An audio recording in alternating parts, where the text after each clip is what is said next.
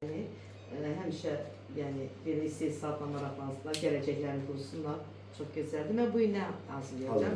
Mən bu il fantaziya salatı hazırlayacağım. Uşaqların çox sevmisi, yəni fantaziya. Yəni hər kəs içərisində sonra özünü dəyişir, bəzi ildə başqa bir yəni ərzaqat qata bilər.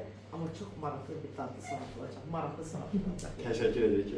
Mahirə xanım, siz də bu sahədəsiniz. Sizə də təşəkkür edirik ki, dəvətimizi qəbul edib bizimlə bir masterklasa qoşuldunuz. Mən də bu gələn uşaqları salamlayıram. Xoş gəlmisiniz. Gələcəyin aşpazları. İnşallah gələcəkdə biz sizinlə fəxr edərik. Biz aşpazlara da istəyirik bütün bildiklərimizi sizinlə bölüşək, sizə öyrədək. Yəni ki, bu gün mən sizə Kotlet hazırlayacağım. İnşallah gəlsin ki, baxacaqsınız, öyrənəcəksiniz. Təşəkkür edirəm. Çox sağ olun. Sizlərlə uşaqlar tanışdılar. Sizin adınız? İsmail. Neçə yaşım var İsmail? 13 yaşım var. Allah yaxşı uğur arzulayıram sizin. 15 yaşım. Siz hətta bizdə də oxumusunuz.